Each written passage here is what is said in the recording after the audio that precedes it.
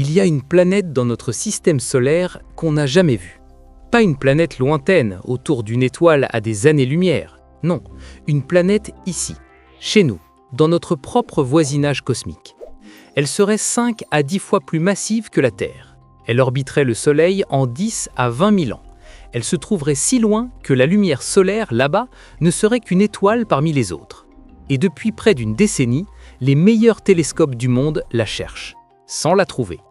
Bienvenue aux confins du système solaire, là où les certitudes s'effacent, où les distances deviennent absurdes et où quelque chose de massif semble se cacher dans le noir. Pour comprendre pourquoi des astronomes sérieux pensent qu'une planète géante nous échappe encore, il faut d'abord comprendre à quel point on connaît mal notre propre système solaire. On a tendance à imaginer le système solaire comme quelque chose de bien rangé.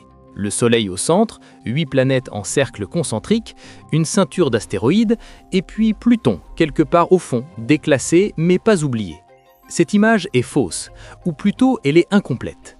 Parce qu'au-delà de Neptune, la dernière planète officielle, s'étend en territoire immense et presque inexploré. On l'appelle la ceinture de Kuiper, et encore au-delà, le nuage d'Oort.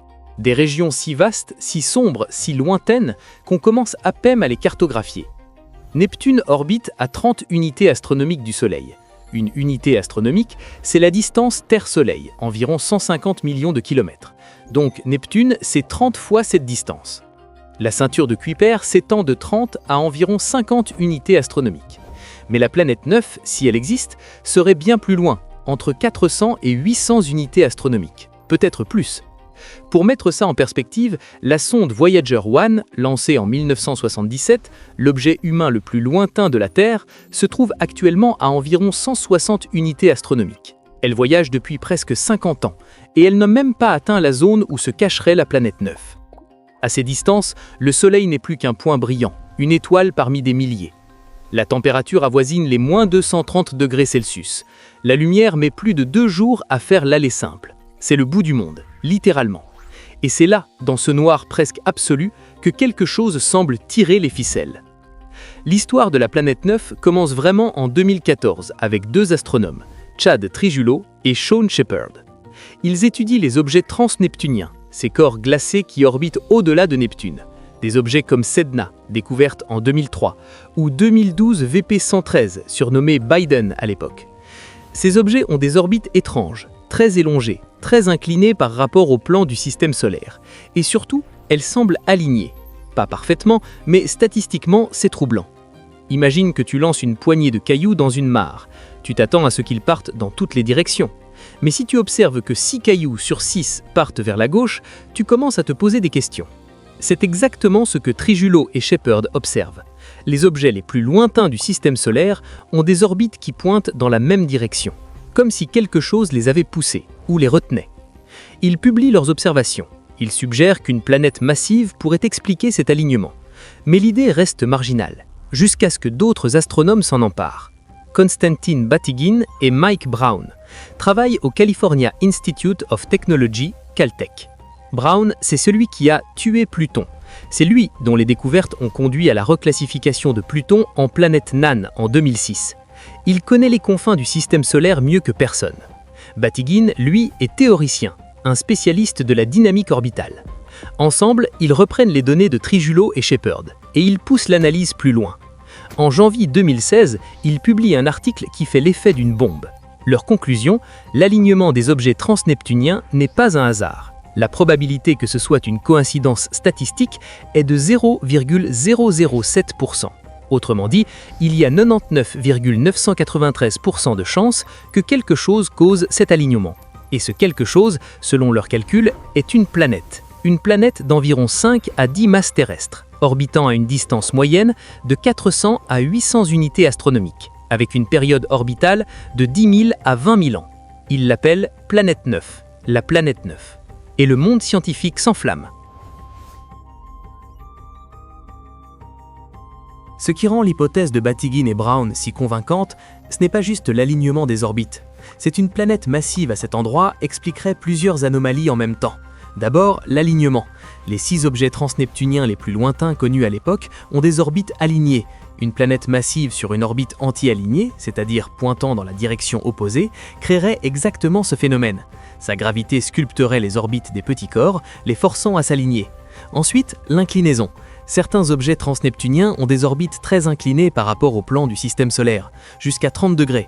C'est difficile à expliquer sans une influence extérieure. Une planète massive inclinée pourrait projeter ces objets hors du plan. Et puis il y a les objets détachés.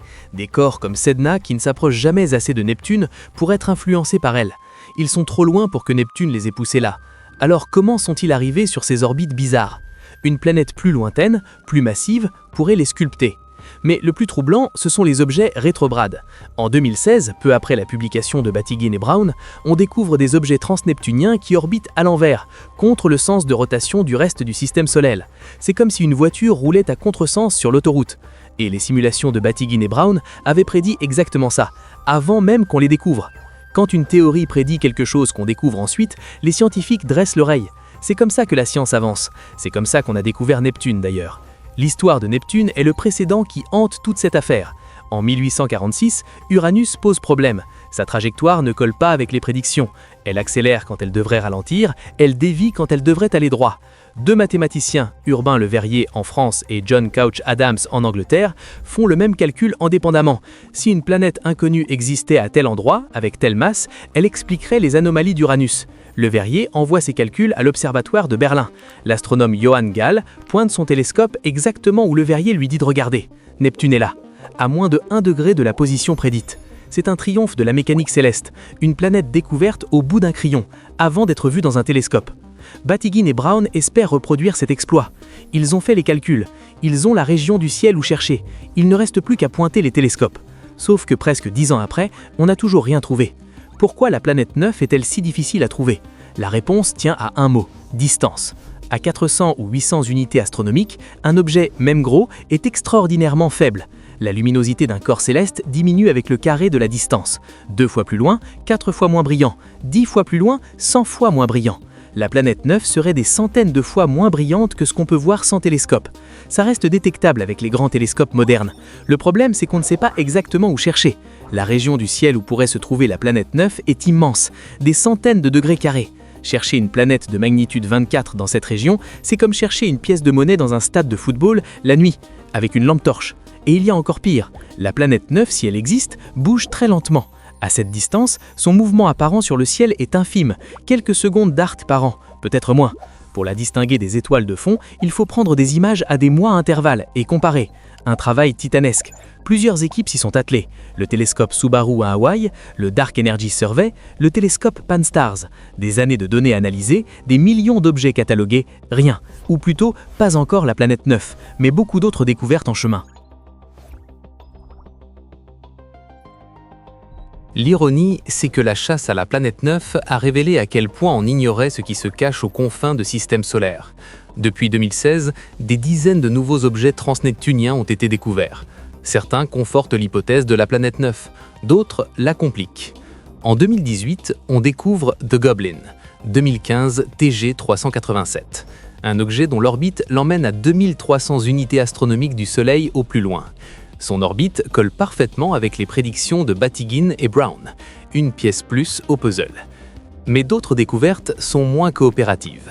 Certains objets transneptuniens récemment trouvés n'ont pas des orbites alignées avec les autres. Ils pointent dans des directions différentes. Est-ce que ça invalide l'hypothèse? Pas nécessairement. Les simulations montrent qu'une planète 9 créerait un alignement statistique, pas parfait. Mais ça complique le tableau. Et puis, il y a le problème des biais d'observation. Les télescopes ne regardent pas le ciel de manière uniforme. Ils observent certaines régions plus que d'autres. Si on trouve des objets alignés, est-ce parce qu'ils sont vraiment alignés ou parce qu'on a cherché là où ils étaient alignés? C'est le serpent qui se mord la queue. Et plusieurs études ont suggéré que l'alignement observé pourrait être un artefact statistique, un mirage créé par nos propres biais. Batygin et Brown maintiennent que non, ils ont refait leurs calculs avec les nouvelles données. L'alignement tient, disent-ils. La planète 9 aussi. Mais le doute s'est installé. Et si la planète 9 n'existait pas? C'est une question que les scientifiques sérieux se posent, pas par défaitisme, mais par rigueur. Plusieurs alternatives ont été proposées pour expliquer les orbites bizarres des objets transneptuniens. La première, c'est simplement le hasard.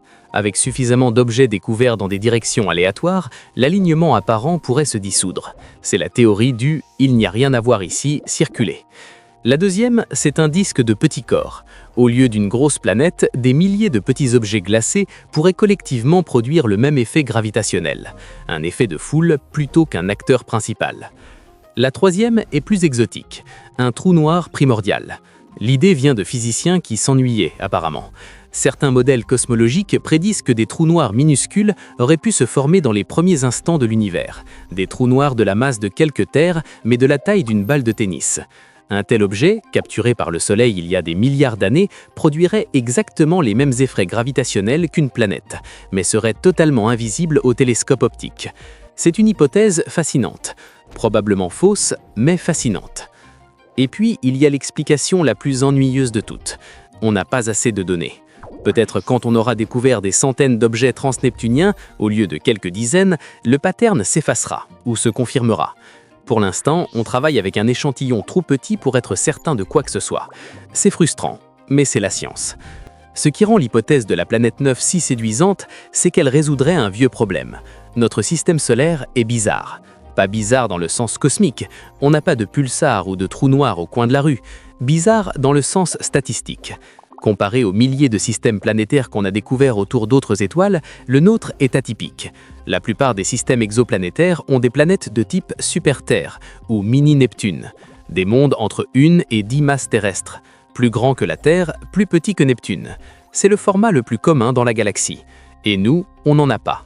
Entre la Terre, une masse terrestre, et Neptune, 17 masses terrestres, il y a un veau, un vide, comme s'il manquait quelque chose.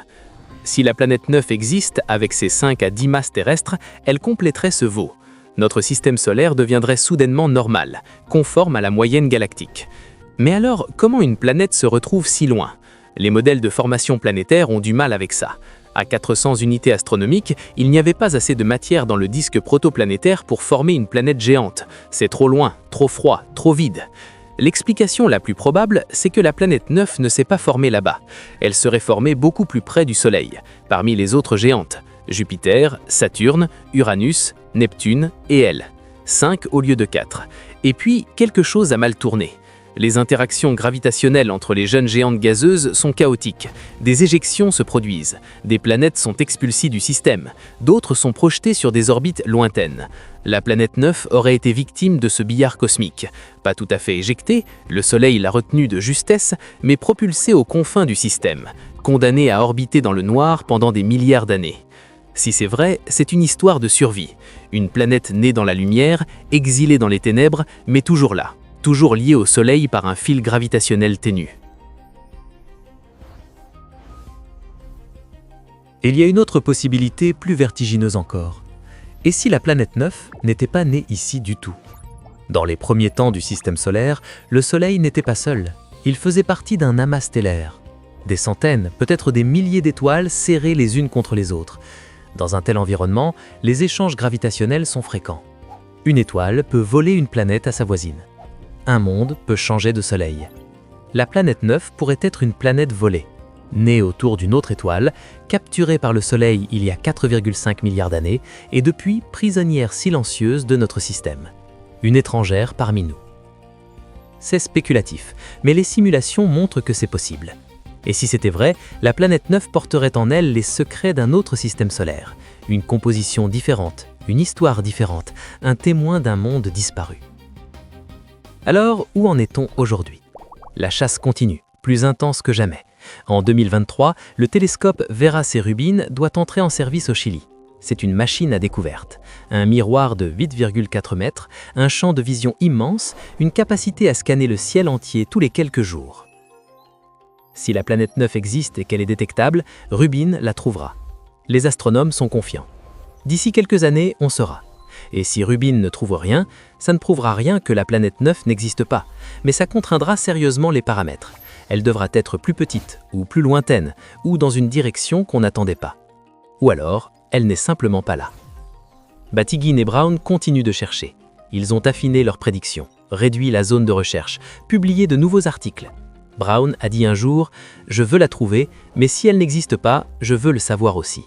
Ce qui compte, c'est la vérité. » C'est ça la science, pas l'attachement à une idée, la quête de ce qui est réellement là. Mais au-delà de la science pure, la planète 9 touche quelque chose de plus profond.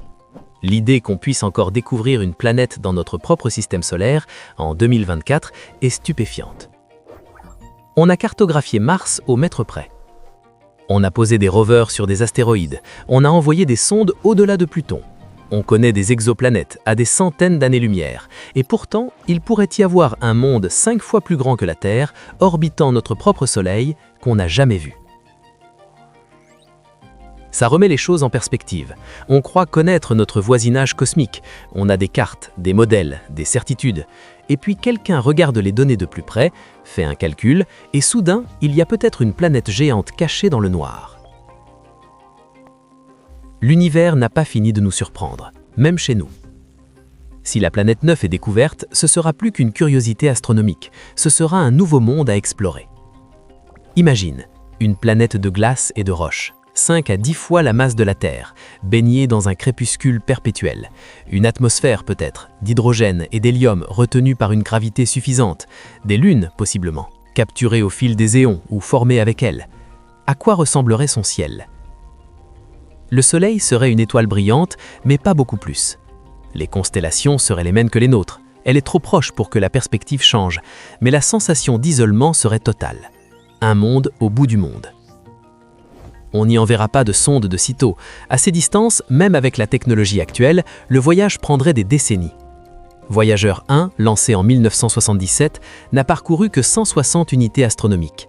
La planète 9 serait 3 à 5 fois plus loin. Mais on la verrait, on l'étudierait, on apprendrait. Et le système solaire qu'on croyait connaître s'agrandirait soudainement. 9 planètes au lieu de 8. Un nouveau membre de la famille, après des siècles avoir cru qu'on avait tout cartographié. Il y a quelque chose de poétique dans cette quête. Depuis l'Antiquité, l'humanité a levé les yeux vers le ciel et compté les planètes. 5 étaient visibles. Mercure, Vénus, Mars, Jupiter, Saturne, des dieux errants parmi les étoiles fixes. Puis les télescopes sont arrivés. Uranus en 1781, Neptune en 1846, Pluton en 1930, même si elle a depuis été rétrogradée. Chaque découverte a poussé les frontières du connu. Chaque nouvelle planète a élargi notre conception du système solaire. La planète 9 serait la prochaine étape. Peut-être la dernière grande découverte planétaire de notre système, ou peut-être le début d'une nouvelle série. Qui sait ce qui se cache encore plus loin dans le nuage de Oort.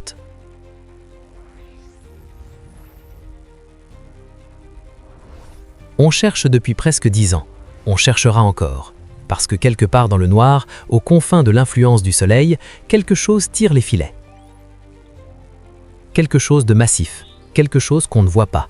Peut-être une planète, peut-être autre chose, peut-être rien du tout. Mais tant qu'on ne sait pas, on continue de regarder. Et c'est peut-être ça le plus fascinant. Pas la planète 9 elle-même, mais ce qu'elle représente. La preuve que l'univers garde des secrets. Même dans notre propre jardin. Même après des siècles d'observation. Même avec les télescopes les plus puissants jamais construits.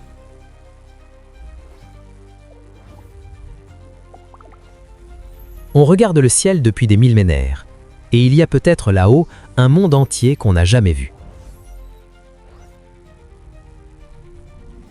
Un fantôme aux confins du système solaire, qui attend qu'on le trouve, ou qui n'existe pas du tout. Dans tous les cas, la question est belle, et la réponse viendra.